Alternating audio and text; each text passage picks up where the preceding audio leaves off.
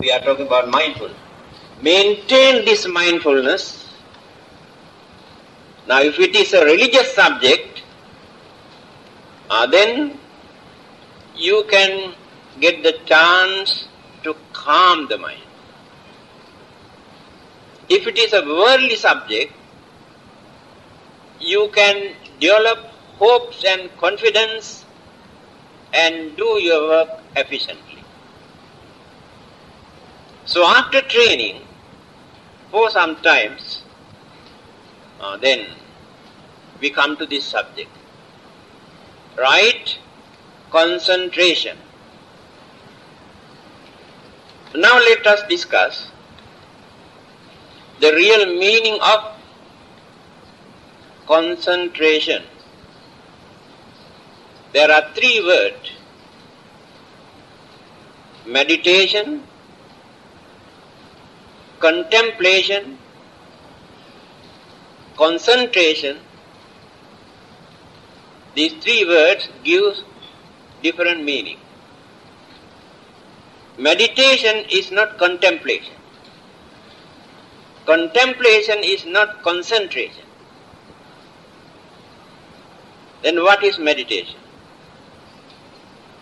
The word used by the Buddha is bhavana. The meaning of this word, development. Development of the mind. It is not meditation. The method that we apply to develop our mind is called bhavana.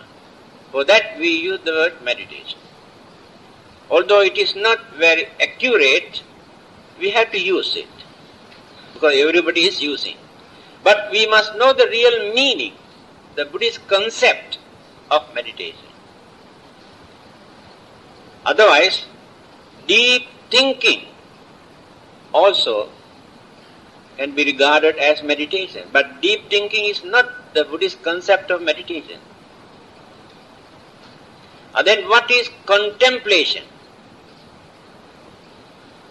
Contemplation is not a religious word. We contemplate on various issues. Whenever there is any problem or difficulty or worry, then we think what to do, how to overcome, how to stop, how to escape, or how to win the battle. This is under contemplation. Concentration is analytical interpretation in our thoughts, words, action, body, world, universe, elements, energies, and everything. So within your limited knowledge, your understanding capacity, you try to analyze, try to find out, try to understand the real nature, proper perspective, what it is actually. This is concentration. So after developing this mindfulness, after training our mind to do this, then we start concentration. The word used by the Buddha is very meaningful. Samma Samadhi. Samadhi. The method we adopt to maintain calmness, peace, satisfaction by reducing tension, fear, worries, disturbances in our mind. This is samadhi. So when you calm down mind up to that stage, that is samadhi. Samadhi stage. There is another word called samapatti. Nirodha samapatti. Arahantas, the Buddhas, Pacceka Buddhas, occasionally get into this Nirodha Samapatti. That means cut off the five senses and the mind from all these worldly existing things. Then the mind is alone. No objects through any of these senses or mental image. No mental image. No imagination. That is the time Arahantas and the Buddhas and Pacceka Buddhas experience Nibbanic bliss. Bliss in Nibbana. What sort of happiness, release, satisfaction, tranquility they gain when the mind is separated from all these existing things. Then focus the mind directly to experience nirvanic bliss. It is not a sensual, worldly pleasure or worldly happiness. Worldly happiness is means to an end. That means the happiness that we experience at this moment turn into suffering next moment. This is the nature of worldly happiness. In every pleasure, in every worldly happiness that you experience, later or immediately after that, you experience some sort of unsatisfactoriness. You cannot point out a single worldly happiness that which is free from this. But the happiness or the bliss that we gain through this Nirodha Samapatti is not belong to this worldly happiness. Because one day Ananda asked this question about Nibbanic bliss, happiness. He said, you always preach Nibbanang Paramang Sukham. Nibbana is the highest bliss or happiness. At the same time, you also preach that there is no feeling in Nirvana. If there is no feeling, how can we experience happiness and bliss? Ananda asked this question. Then the Buddha gave the answer. Sariputta also gave the same answer. If there is feeling, that feeling is subject to the impermanence. There must be an end to that feeling. Since there is no such feeling in Nibbana, I proclaim Nibbana is the highest bliss, free from feeling. Now you are experiencing various kinds of feeling, pleasant, happy, and very tempting, thrilling, but later you complain, you get fed up, you gain unsatisfactoriness, then you want something else. This is the nature of feeling. So the nirvanic bliss is not like that. So when they attain Nirodha Samapatti, as I mentioned, they completely cut off from even the physical body. Why do they want to attain this? To get rid of the burdens of the physical body. Because this physical body, to them, is a real burden.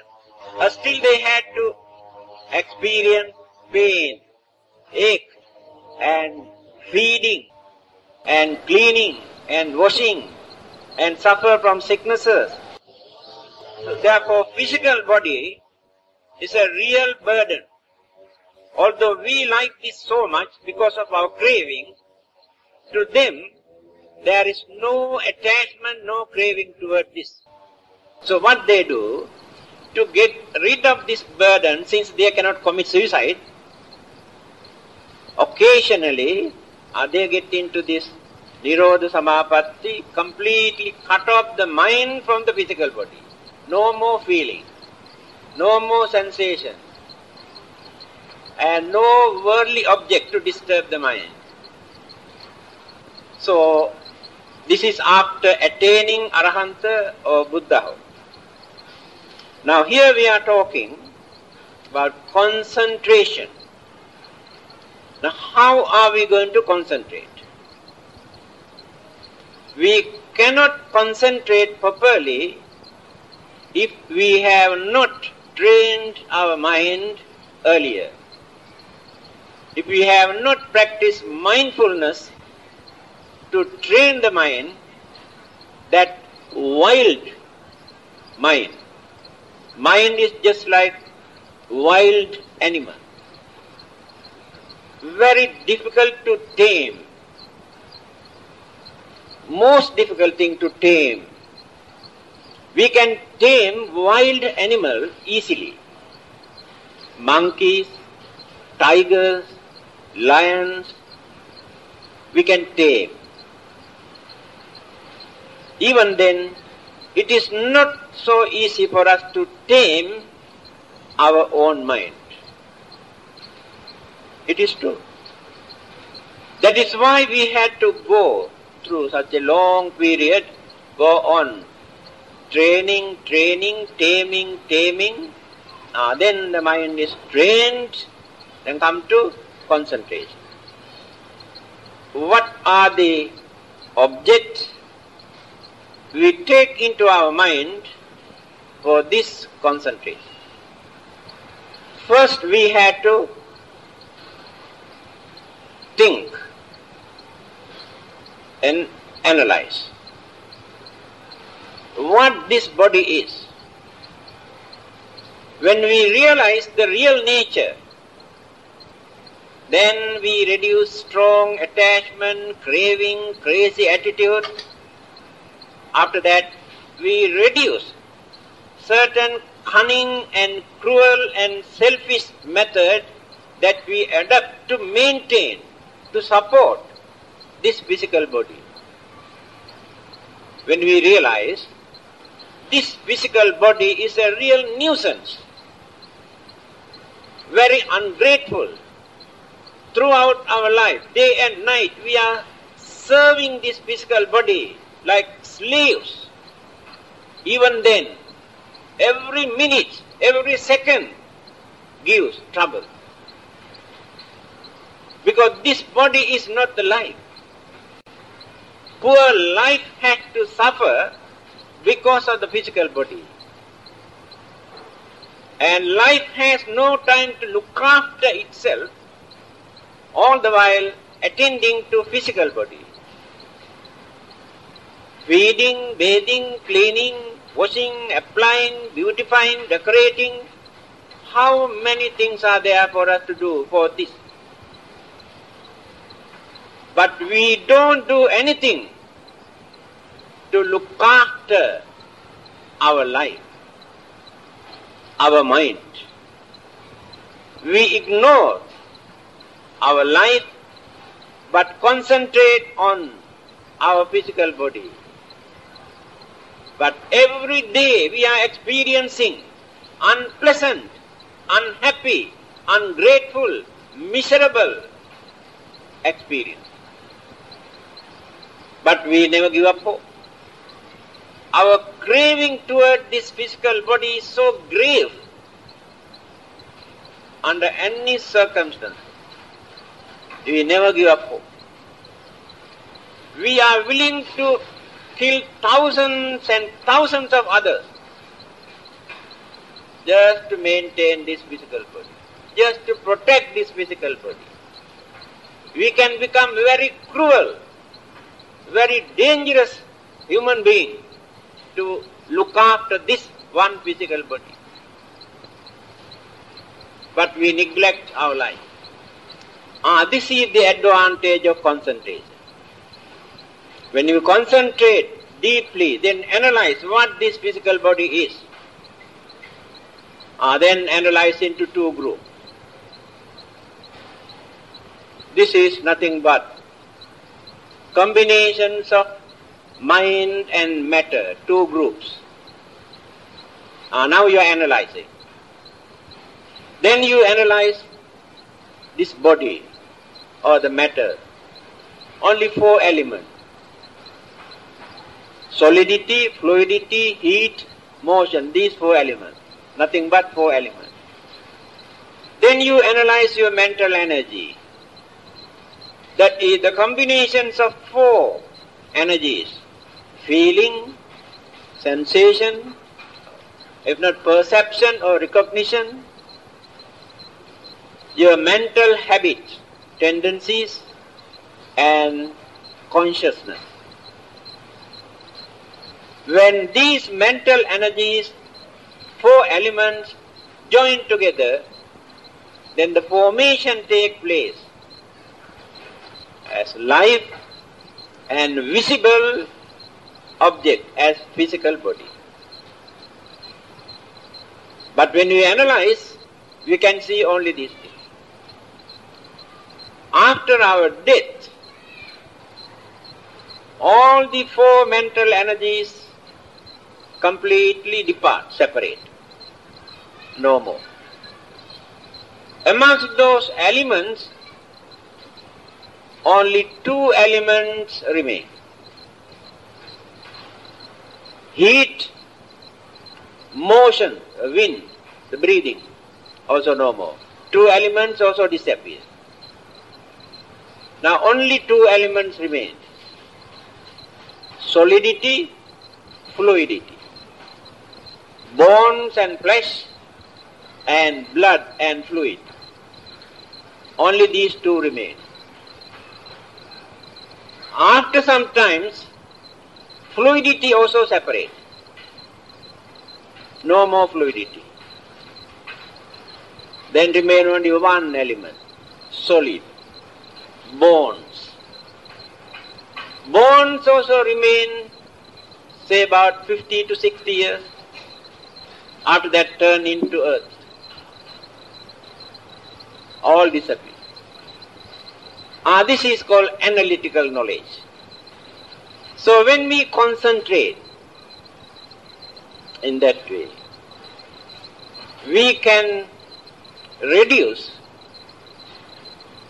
lot of mistake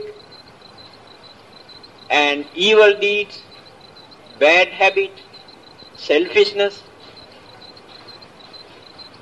by realizing the real nature of this life and the body. It's very clearly mentioned in Satipatthana Sutta, the way of mindfulness. Again, in the same sutra,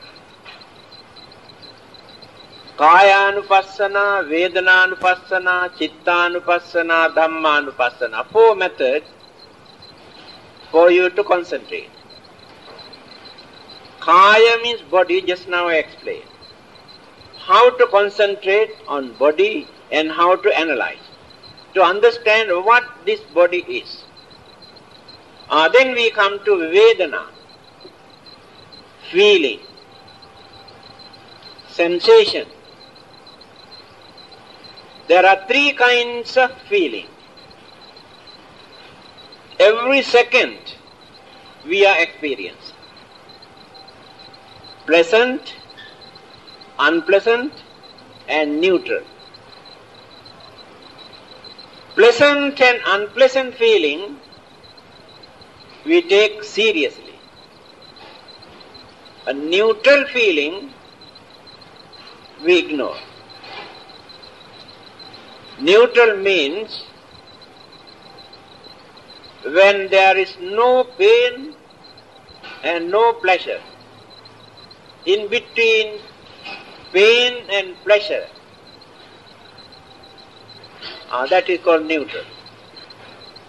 We ignore that. The trouble with us is this: what is there to concentrate? We do not know.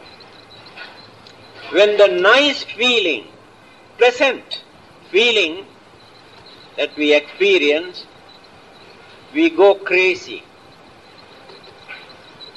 We say very nice. When that nice feeling separated, disappear, we create disappointment. We worry. We cry. Then we try to gain the same pleasure by adapting any kind of crooked method or wicked method. Because you want to experience this nice feeling again. Concentration is important for us to stop this, not to go crazy.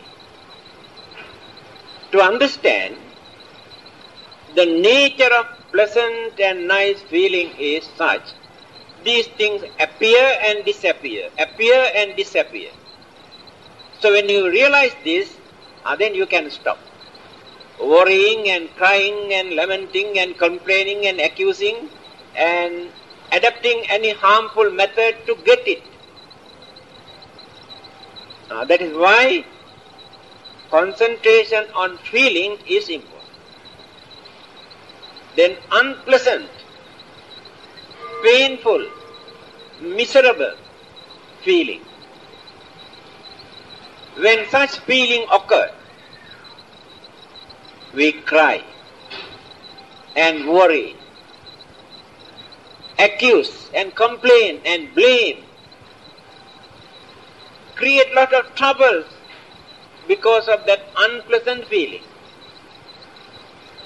So when we concentrate on that unpleasant feeling or pain, then we have to think, this ache or pain or unpleasant feeling is also impermanent.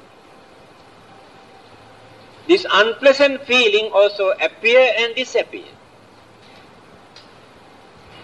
The unpleasant feeling that I am experiencing now or today may disappear few days time or after some time.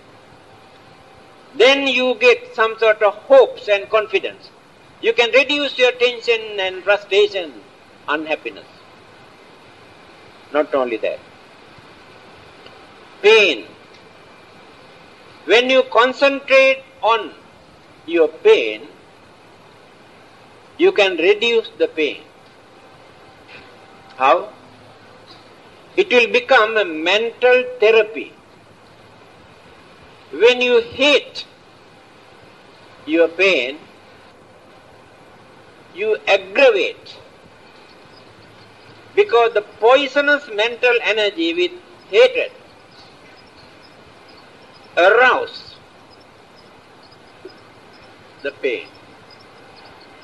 When you harmonize with your pain, without hating, without poisoning your mind, concentrating on this way, yes, pain, pain.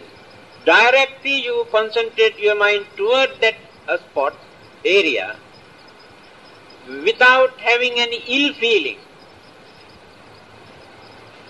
Then pain also slowly reduces. The mental energy, that is called mental therapy. So not to hate, not to create trouble because of your unpleasant pain. Concentration is important.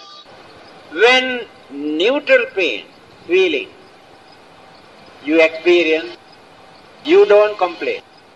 Now I am having pain in my leg because of an accident. When people come and ask, how is your leg now?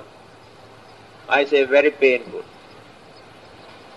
After few days' time, when everything is cured, then you come and ask, how do you feel now?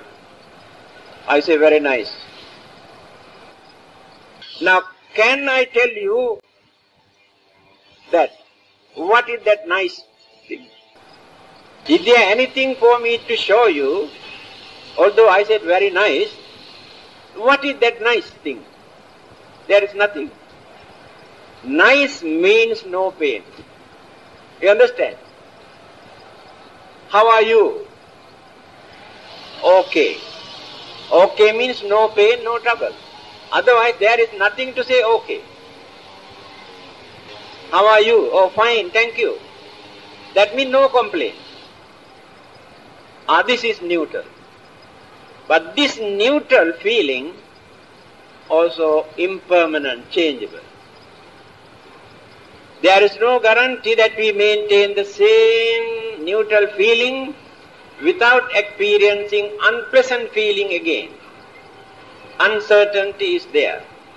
When we concentrate on pleasant, unpleasant, neutral feeling in this way, we can avoid all the problems. Vedanānupassana. Now the third item. Chitte chittanupassī viharati. Concentrate on your mind. What is in your mind? You do not know what is in your mind. This is the biggest problem with us. We have so many ingredients, so many evil forces. The real nature. Some are very jealous by nature. Others can see very clearly they are jealous for nothing. We are jealous and we do not know why we are jealous. And what do we gain by harboring this jealousy in our mind? Nothing.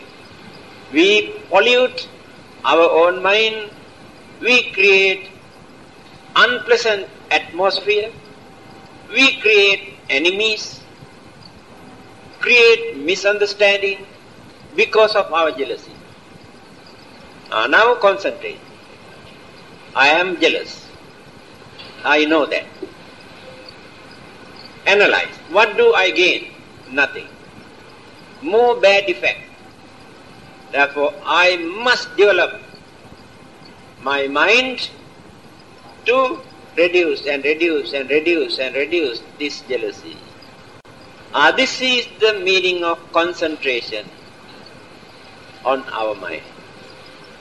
Then one day you will become very nice, very understanding, very cooperative, very pleasant looking person, because no more jealousy. Again, another person is very hot-tempered, very easily get angry and shout and beat others and use vulgar words and create havoc, violence. Because cannot control that emotion. It is emotion. It is not hatred. Human emotion mix up with selfishness. Then we have so many living examples to understand the danger of this character. So you cannot stop this at once. By concentrating on your mind, you get the chance to suppress. When that anger or emotion flare up, then immediately you can calm down. This is the only method we can do. Then slowly we can train. Very easily we can do that. Suddenly you get angry. Then immediately you have to think. This anger can create enormous problems and troubles and misunderstanding, calamities. Why not I control it? Then slowly. You know, a cobra suddenly put up like this, wait for a short while, and there is nothing, then slowly bring down. So this anger is exactly a sleeping cobra in our mind. So when we concentrate on this, by training this mind, then anger also control. Concentration. Then some people are very stingy, never willing to contribute anything for the benefit of others, so selfish. They like to burn and throw away, but not willing to contribute for the benefit of others. That is their nature. Then concentrate. Do you know, we have three kinds of craving. I have explained earlier in my talk. The last one is more dangerous. That is called craving for non-existence. Craving for existence, very easy, we know. Craving for pleasure, we know. Craving for non-existence is not so easy to understand, but this one is more dangerous than the other two. The danger of this craving for non-existence is this. We are willing to destroy and burn, throw away our valuable thing without allowing others to use.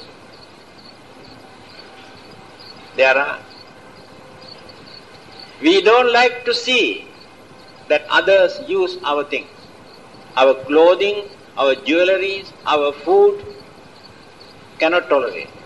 So we can burn them and destroy, we feel happy, but we are not willing to donate or allow others to use.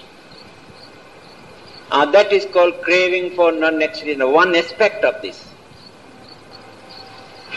So, by realizing this, we train our mind. Why should we become so selfish?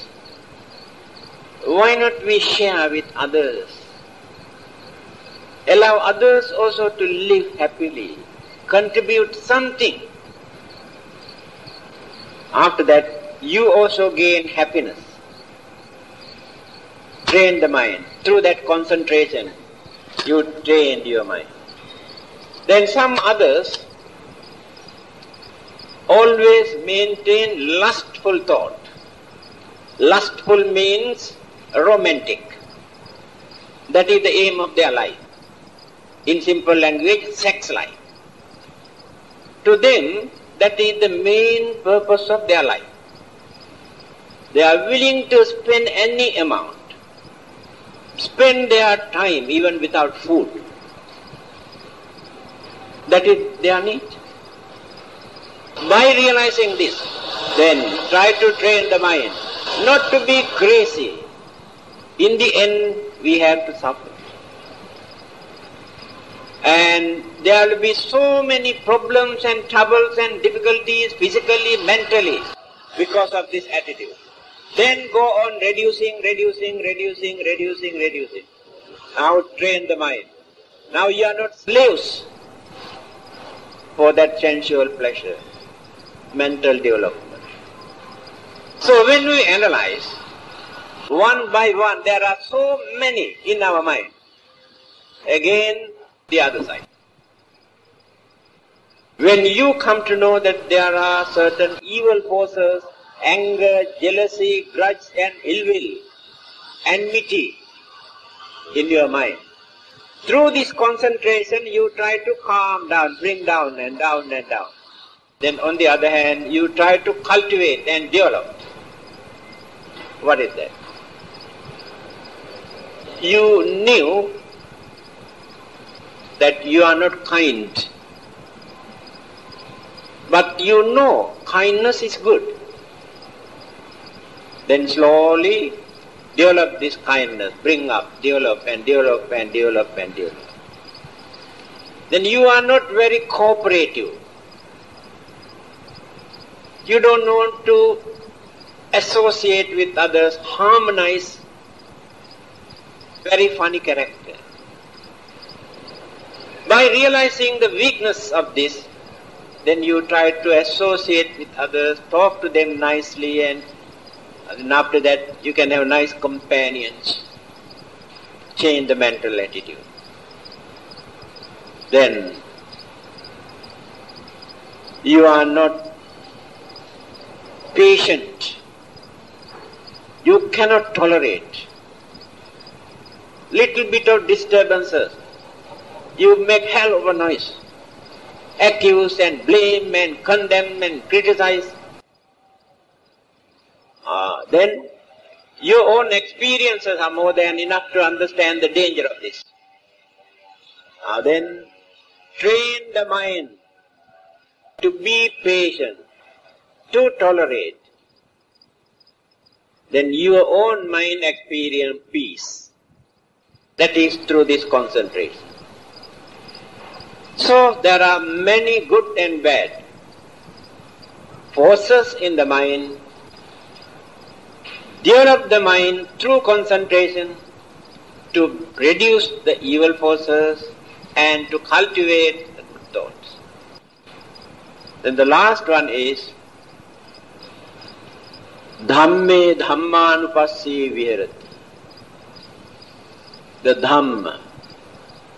Here Dhamma means not the teachings of the Buddha. Usually we give the meaning only teachings of the Buddha as Dhamma. There are many meanings. The nature is called Dhamma. Phenomena is called Dhamma. And natural occurrences is called Dhamma.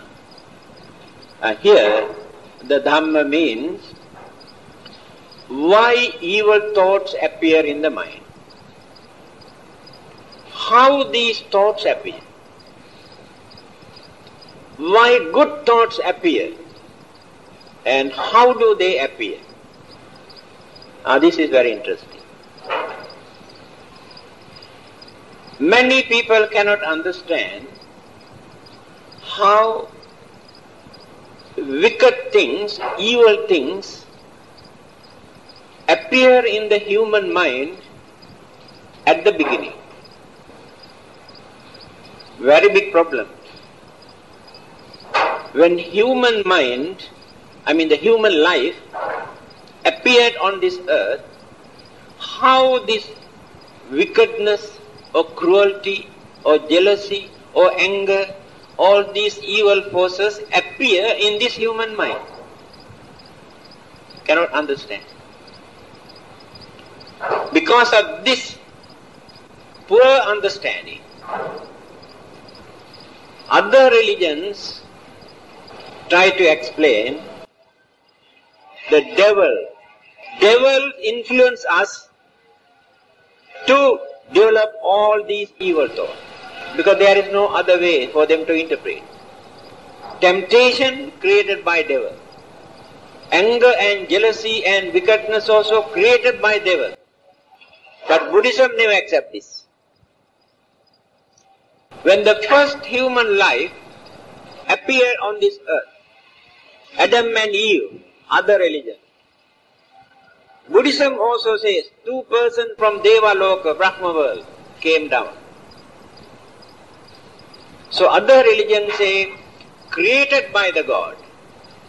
Buddhism says not created by the God, but God came down and settled down here. Came from Devaloka and settled down. Are the difference. Then other religion says at the beginning they had no craving, no anger, no jealousy, no evil forces in their mind. Then the devil appears. Devil appeared and influenced, created temptation. Temptation is craving. Then start all the other evil forces because of that. Buddhism also says something. When you read Aganya Sutra, the Buddha's discourse, the Buddha says, there is nobody to come and influence this life. Those who appeared on this earth had their own intrinsic nature hidden, suppressed, but not eradicated. Before they come down to this earth, they had a very, very lesser degree of temptation or craving or anger or jealousy, not visible, not noticeable. Now when we meditate, we can suppress all these things, remain at the bottom of the mind as sediment. When that mind is stirred, again they come up to the surface of the mind. So these Brahmas or Devas who came down to this earth, during their previous birth, through their meditation, they have controlled their mind. All their human weaknesses were under control. Then what happened? Adam and Eve, tempted by devil, ate the forbidden fruit, then become sinners. The Buddha says, when these 2 persons appear, on this earth, because this is after the formations of new world system, no other living beings on this earth at that time. On this earth, at that time, there was a cream, very tempting aroma. They could not tolerate this aroma. So they wanted to test. Took little bit and tested. Very tasty. Better than durian ice cream. Then develop their hidden craving aroused. Formally, their way of life is such. They never take any solid food for their living. Piti bhakha bhavissama deva abhasarayata. Here the Buddha says how they live. Their food is happiness. Only happiness. No any other solid food. Because of that they maintain luminous bodies, miraculous powers. So when they came down to this earth, after arousing, developing temptation and developing craving, they lost their luminous physical body and miraculous power because of craving. Here, other religion says because of eating forbidden food, we have become sinners. Buddhism says after eating this cream, arouse their own hidden craving and develop their mental defilement, they have become worldly people, not sinners. Concentrate and study, you can see the difference. We are not sinners. We become worldly people because of that craving. Otherwise we will be free from many problems. Other religion says we were created by God to live forever, without sickness, without old age, without death. Because of that forbidden food, we have become sinners. Now we have to suffer from sicknesses and old age and death because of that. The Buddhism says, no. The nature of worldly life is such, sicknesses, old age, death are natural. If you don't like sicknesses, old age and death, then reduce, craving, reduce. After that you will be free from all these. So now, how evil forces appear in the mind. When one particular evil force, craving, appear, thousands and one. Mental impurities also develop. They develop just like bacteria. Within few minutes, millions and billions of bacteria they can produce. Evil thoughts in the mind also exactly like this. Concentration, right concentration is for us to understand how to control this mind without allowing these evil forces to multiply the virus and bacteria in the mind, to poison the mind. Again, we have our own humane qualities as human beings. Our natural humane qualities, not created by religion, not given by God or anybody. Our natural characters. That means animals have their own animal instinct for their living, and they know how to do their duties towards each others, to attend to each others, to maintain certain things in the animal community. In our human community, we have our own behavior. Now religions appear later. Before all these religions come into existence, we had our Manushya Dharma. Manushya Dharma means human characteristic, human nature, human behavior, humanism. Later, when the concept of God injected into humanism, that humanism become a religion. That is how religions come into existence. Earlier we never had any religion. We developed this concept of God because we knew that is important.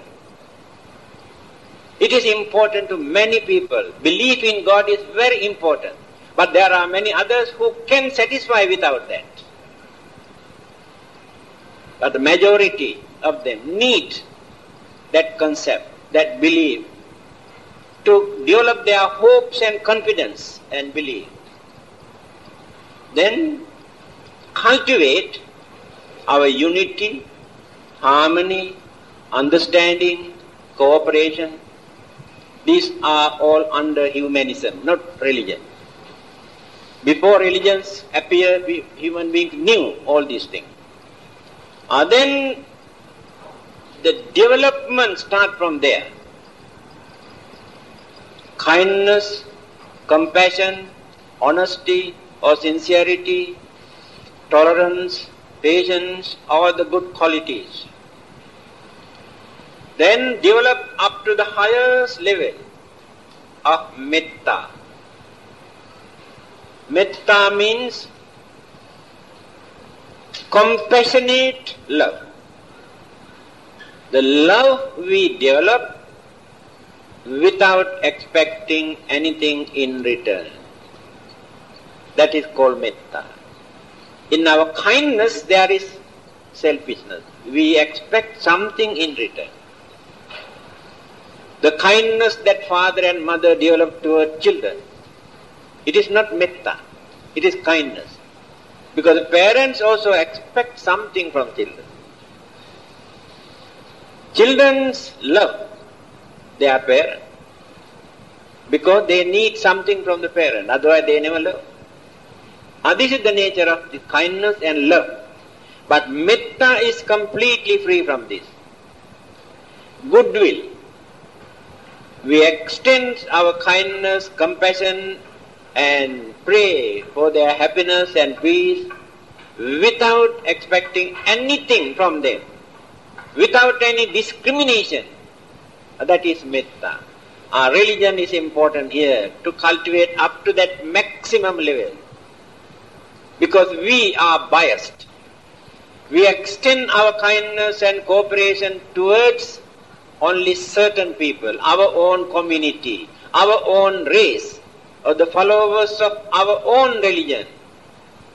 That is the narrowness of this human mentality. But religion teaches us how to extend further and further without expecting anything in return. So when we develop our concentration to analyze our mind, how to cultivate all these good qualities, how to calm the mind, to bring down all the evil forces, we have completed all the 4 methods for concentration. Now the mind is very tamed and trained very well, cultured. Mind is cultured, not wild, not wicked. And now very difficult for us to harm others. And we don't like to bluff others. We can tolerate many things to maintain peace and harmony. We develop our understanding and cooperation for us to live together. All the good qualities are noticeable when we develop this concentration. In the end, after going through developing and developing and developing, then lobha, dosa, moha, 3 evil roots eradicated. Then realized anicca, dukkha, anatta, the nature of existing thing through analysis. Everything is changeable, yes.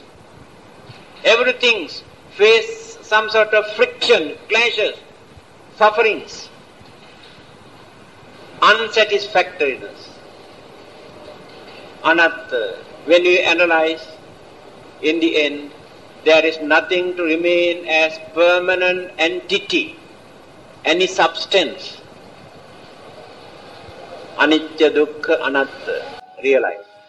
That is vipassana meditation. Then attain sotapanna, sakadagami, anagami, arahanta and nibbana. This is the method taught by the Buddha as 8 noble paths for us to practice and to find out, to see the end of all our physical and mental unpleasant feelings and suffering. That is called nibbanic bliss. Thank you.